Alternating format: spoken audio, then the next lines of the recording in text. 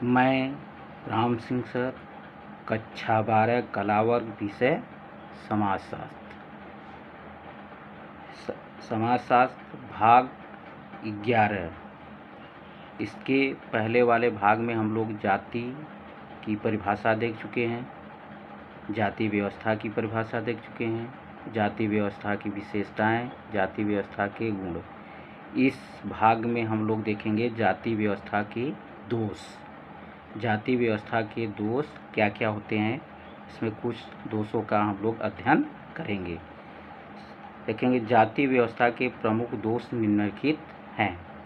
पहला है, जाति व्यवस्था का सबसे गंभीर सामाजिक परिणाम अस्पृश्यता की समस्या है। तो सबसे पहले देखेंगे इसका जो सबसे बड़ा दोष है, समाज में छुआछूत की भावना जागृत होती है या छुआछूत को बढ़ावा जाति व्यवस्था देती है। तो यह सबसे पहला इसका दोष माना जाता है। दूसरा दोष देखेंगे, जाति व्यवस्था यानी निम्न जातियों का सामाजिक शोषण इसी व्यवस्था का परिणाम है। तो देखेंगे जाति व्यवस्था के कारण जो निम्न जातियां होती हैं समाज में, उनका सामाजिक शोषण अधिक से अधिक होता है।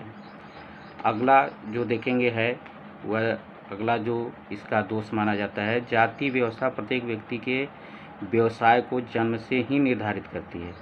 तो इसका एक दोष यह भी माना जाता है कि जिस जाति में व्यक्ति जन्म लेता है उससे संबंधित जो भी व्यवसाय होते हैं वह व्यवसाय उसका पहले से ही निर्धारित हो जाता है। तो इस तरह से हम कह सकते हैं कि यह भी जाति व्यवस्था का एक दोष है। अगला जो दोष है देखेंगे वह है, यह व्यवस्था व्यक्ति को स्थान परिवर्तन की अनुमति नहीं देती। इस तरह देखेंगे जो जाति व्यवस्था होती है, व्यक्ति जिस जाति में जन्म लेता है उसी जाति में ही रहने की अनुमति होती है, उससे दूसरे जाति में जाने का अनुमति नहीं दिया जाता है। तो इस तरह से यह भी एक क्या है, दोष माना जाता है। अगला जो दोष है इसका जाति व्यवस्था का वह यह है, जाति व्यवस्था प्रजातंत्र विरोधी है। जाति व्यवस्था के नियम असमानता, व्यक्तिगत स्वतंत्रता पर प्रतिबंध तथा सामाजिक भेदभाव पर आधारित है। तो इस आधार पर, इन नियमों के आधार पर, जाति व्यवस्था के इन नियमों के आधार पर हम कह सकते हैं कि यह लोकतंत्र का क्या है, विरोधी है। क्यों कि लोकतंत्र में सभी के साथ एक जैसा व्यवहार होना चाहिए, जहाँ पर समानता की भावना होनी चाहिए, तभी वह लोकतंत्र होता है। माने जैसे प्रजातंत्र या लोकतंत्र है, जनता का जनता के लिए, जनता द्वारा शासन, माने सभी के साथ एक जैसा व्यवहार। तो इस आधार पर, जाति व्यवस्था के नियमों के आधार पर हम कह सकते हैं कि यह भी जाति व्यवस्था में एक दोष है। तो इस तरह से हम लोग देख लिए कि जाति व्यवस्था के क्या क्या दोष होते हैं। सबसे पहले यह छुआछूत को समाज में बढ़ाता है, और दूसरा इसमें समाज में जो निम्न जातियां होती हैं उनका ज़्यादा से ज़्यादा शोषण होता है। और जाति व्यवस्था का एक यह भी दोष है कि व्यक्ति जिस जाति में जन्म है उसी से संबंधित जो व्यवसाय होते हैं वह पहले से ही वह निर्धारित हो जाते हैं, जन्म से ही निर्धारित हो जाते हैं कि उसे क्या करना है। और दूसरा, जिस व्यक्ति जिस जाति में जन्म लेता है उसी में ही रहने की अनुमति होती है, दूसरे में जाने की अनुमति नहीं होती है। और यह अगला जो दोष है यह प्रजातंत्र विरोधी होता है, विरोधी है। इसके आगे आप हम लोग अगला देखेंगे टॉपिक जो है जाति व्यवस्था में वर्तमान परिवर्तन। हम लोग देखेंगे जाति व्यवस्था में वर्तमान परिवर्तन क्या क्या हुए। सबसे पहला जो परिवर्तन है, ब्राह्मणों के प्रभुत्व में कमी। देखेंगे जाति व्यवस्था से समाज में क्या क्या वर्तमान में परिवर्तन आया। सबसे पहले देखेंगे कि ब्राह्मणों के प्रभुत्व में कमी। आज अधिकांश व्यक्ति जाति को एक अलौकिक संस्था नहीं मानते। दक्षिण भारत में राजनीतिक तथा सांस्कृतिक रूप से ब्राह्मण जातियों का संगठित रूप से विरोध किया जाने लगा है। स्वयं ब्राह्मण जातियां भी सेवा, कृषि, व्यापार, उद्योग, श्रम के द्वारा जीविका उपार्जित करने लगी है। तो इस तरह से देखेंगे सबसे पहले जाति व्यवस्था के कारण हमारे समाज में परिवर्तन यह देखा, जो ब्राह्मणों का समाज में प्रभुत्व था उसमें कमी आई, क्योंकि धीरे धीरे उनके तरफ जो समाज के व्यक्ति कम ध्यान देने लगे, और धीरे धीरे वह भी जो ब्राह्मण जातियों का संगठित रूप से विरोध भी किया जाने लगा समाज के द्वारा, जिसके वजह से वह अब स्वयं ब्राह्मण क्या कर रहे हैं, धीरे धीरे वह सेवा कार्य में भी लग गए, कृषि करने लगे, व्यापार करने लगे, उद्योग धंधों में लग गए, श्रम, और इन माध्यमों से वह अपना जीविका उपार्जित करने लगे। तो इस तरह से हम कह सकते हैं कि जाति व्यवस्था का ही देन है, जिसकी वजह से जो ब्राह्मणों का समाज में प्रभुत्व था उसमें कमी आई। आगे देखेंगे और क्या कमी आई। दूसरा, जो जाति व्यवस्था के कारण समाज में क्या परिवर्तन हुआ, खान पान के प्रतिबंधों में भी परिवर्तन।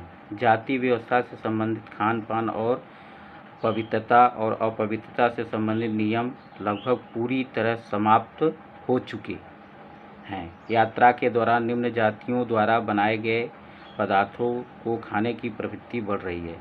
तो इस तरह से देखेंगे जाति व्यवस्था में यह भी एक परिवर्तन देखने को मिला, या जाति व्यवस्था वर्तमान में परिवर्तन देखने को मिला कि अब पहले की तरह जैसे वह था कि उसी जाति के लोग द्वारा बनाए गए भोजन को ग्रहण करते थे, अब ऐसा नहीं है।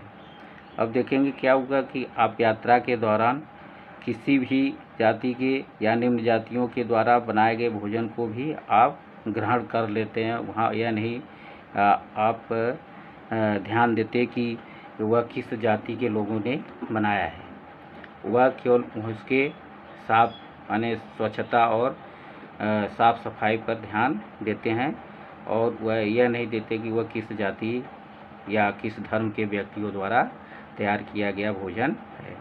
तो इस तरह से देखेंगे पहला जो कि जाति व्यवस्था में वर्तमान में परिवर्तन देखने को मिला, पहला ब्राह्मणों के प्रभुत्व में कमी आई। दूसरी, जाति व्यवस्था में और परिवर्तन देखने को दूसरा जो था खान पान में के जो प्रतिबंध है उसमें भी परिवर्तन देखने को मिले। अगला जो देखेंगे क्या परिवर्तन देखने को मिला, वह अगला है व्यवसाय के चुनाव में स्वतंत्रता। आज कोई भी व्यक्ति अपनी जाति के लिए निर्धारित आनुवंशिक व्यवसाय करना आवश्यक नहीं समझता। नगरों में सभी व्यवसाय सभी जातियों के लोगों द्वारा किए जाते हैं। तो इस तरह से देखेंगे व्यवसाय के क्षेत्र में भी परिवर्तन देखने को मिला। अब प्रत्येक मानव व्यक्ति कोई भी कार्य करने के लिए वह क्या है, कोई भी कार्य करने के लिए वह स्वतंत्र है। अब यह नहीं है कि उस जाति के अनुसार ही उससे संबंधित वह कार्य को करेगा, नहीं कि कोई भी जाति के व्यक्ति कोई भी कार्य करने के लिए स्वतंत्र हैं। और इस तरह से नगरों में भी अब इस तरह की स्थितियां देखने को मिलती है। इस आधार पर हम कह सकते हैं कि व्यवसाय के चुनाव में भी स्वतंत्रता है। अब यह नहीं कि जाति के आधार पर जो उस जाति के लोग उस व्यवसाय में लगे थे या उस जाति के पहले से निर्धारित थे कि ये कार्य करने, वह अब नहीं, अब वह अपने इच्छा अनुसार कोई भी कार्य कर सकते हैं। तो इस तरह से यह अगला परिवर्तन देखने को मिला। अगला जो परिवर्तन देखेंगे जाति व्यवस्था में क्या बदलाव हुआ, विवाह संबंधी नियमों में परिवर्तन। अपनी ही जाति में विवाह करना अर्थात अंतर विवाह जाति व्यवस्था का सबसे प्रमुख नियम था। आज अंतरजातीय विवाहों में वृद्धि हुई, विधवा विवाह का प्रचलन बढ़ा। तो इस तरह से देखेंगे जाति व्यवस्था में यह भी परिवर्तन देखने को मिला कि अब वह विवाह संबंधी नियमों में भी परिवर्तन हो। पहले क्या था, अपनी जाति के अंतर्गत ही विवाह करना प्रमुख नियम माना जाता था, लेकिन आज के समाज में देखेंगे अंतरजातीय विवाह हो रहे हैं, उसके क्षेत्र में वृद्धि भी हुई है। अब विधवा विवाह का प्रचलन भी बढ़ रहा है। तो इस आधार पर हम कह सकते हैं कि जाति व्यवस्था में यह भी परिवर्तन देखने को मिला। अगला जो परिवर्तन मिला उसको हम लोग देखेंगे क्या है, वह है कि जातियों के संबंधों में परिवर्तन। आज कोई भी व्यक्ति जाति व्यवस्था के इस नियम में विश्वास नहीं करता कि प्रत्येक जाति को अपने से उच्च जातियों के व्यक्तियों का विशेष आदर और सम्मान करना चाहिए। यह भी अब समाज से धीरे धीरे यह इसकी स्थिति भी समाप्त हो गई है कि पहले उच्च जाति में जन्म लिया तो उनका ज़्यादा सम्मान, निम्न जाति में उनका कम सम्मान, इस तरह से अब ऐसा कुछ नहीं रह गया। इस क्षेत्र में भी परिवर्तन देखने को मिला है। तो इस तरह से देखेंगे यह जाति व्यवस्था में परिवर्तन थे। अगले टॉपिक की ओर हम लोग बढ़ेंगे जनजाति समुदाय। जनजाति या ऐसे समुदाय थे जो किसी लिखित धर्म ग्रंथ के अनुसार किसी धर्म का पालन नहीं करते थे। उनका कोई सामान्य प्रकार का राज्य या राजनीतिक संगठन नहीं था। तो अने वही उसी को हम लोग क्या कहते हैं, जनजाति समुदाय। उनका कोई किसी धर्म का वह पालन नहीं करते थे, वही उनका कोई सामान्य प्रकार का राज्य नहीं या राजनीतिक संगठन नहीं था। ऐसे लोगों को हम लोग जनजाति समुदाय के अंतर्गत रखते थे, या ऐसे को और जिनके बारे में कोई लिखित प्रमाण पत्र नहीं है, या जो सभ्यताओं और धर्मों से दूर होते थे, उन्हीं को क्या कहा जाता था, जनजाति समुदाय। ऐसे लोगों को जनजाति समुदाय कहा जाता है। अब इसमें हम लोग देखेंगे आगे जनजाति समुदायों का वर्गीकरण। जनजातियों को उनके स्थायी तथा अर्जित विशेषकों के अनुसार विभाजित किया गया है, माने उनको दो आधारों पर बांटा गया है। पहला जो देखेंगे हम लोग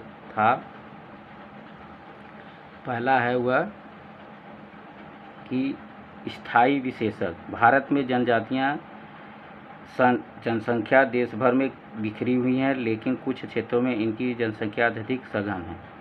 जनजातियां जनसंख्या लगभग 85% मध्य भारत में रहता है। तो इस तरह से देखेंगे जो स्थायी विशेषक है, माने वो पहले से ही कुछ क्षेत्रों में क्या है, फैली हुई है और उनकी जनसंख्या भी सघन होती है। वह संख्या कितना है, देखिए सघन माना जाता है। और 85% स्थायी विशेषक जो जनजातियां होती हैं वह मध्य भारत में है, जो पश्चिम गुजरात तथा राजस्थान से लेकर मध्य प्रदेश, झारखंड, छत्तीसगढ़ और महाराष्ट्र तथा आंध्र प्रदेश के कुछ भागों में स्थित हैं।